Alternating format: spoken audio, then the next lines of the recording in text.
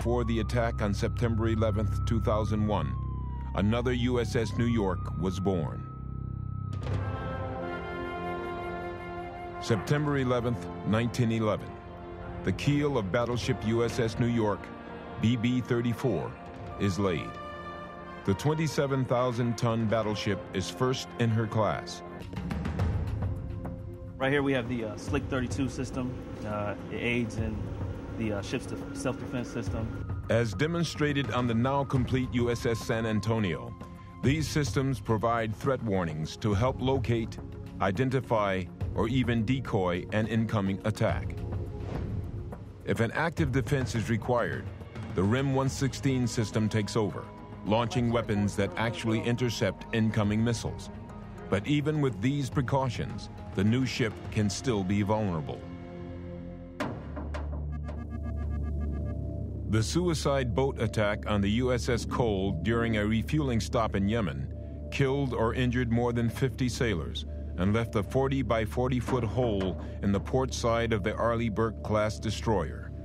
A clear reminder that high-tech weaponry doesn't equal invincibility, and modern ships must be prepared for close-in attacks. Our Mark 46 gun system we have on board here was taken from the gun systems that are on the advanced amphibious vehicles that the Marines use. It's an unmanned, remote-fired gun system which provides excellent close-in defense from small boat attacks. That one contact from earlier, that was at 335, it's now at 329. We are in CIC, which is the brains of the ship. From CIC, we control helos. We keep radar on all contacts. We communicate with the bridge and give course recommendations to navigate the ship safely. The sophisticated technology incorporated in this new class of ship will one day save lives.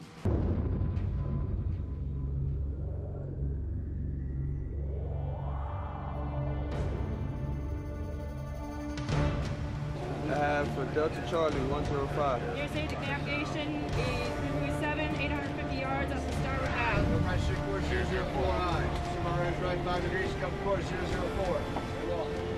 This is the future of the U.S. Navy. Amphibious ships that can launch high-tech craft into enemy territory at astonishing speeds. But this has not always been the case for amphibious warfare. And the consequences of assaulting a beach by water have long been deadly.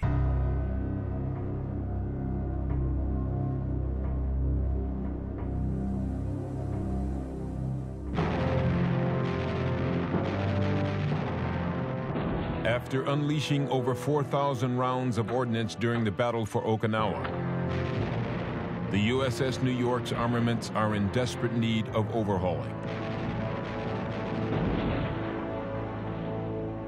As she is re-gunned at Pearl Harbor, the sailors are told to prepare for the invasion of the Japanese home island, a prospect guaranteed to make the bloody battles they have already been through seem minor.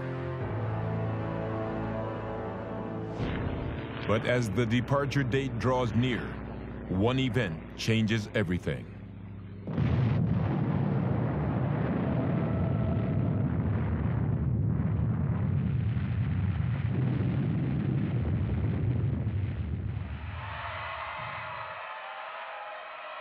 I've heard some people talk about how many would have been lost had we went into Japan and whatnot, and those numbers were pretty big.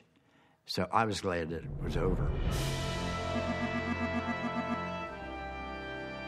With the war over, the battleship New York makes a triumphant return to her home city. There was a lot of celebration.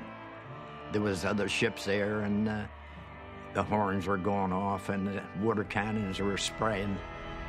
If it was peacetime, the New York was always in the city of New York because they called it the Christmas ship. And at Christmas Day, they would invite so many of the orphans in New York to come on board ship to have a Christmas party. Then the crew chipped in, I forget what it was, $5 or $10 a piece. Went and buy gifts for all the kids. And everyone got a gift. It was really fun.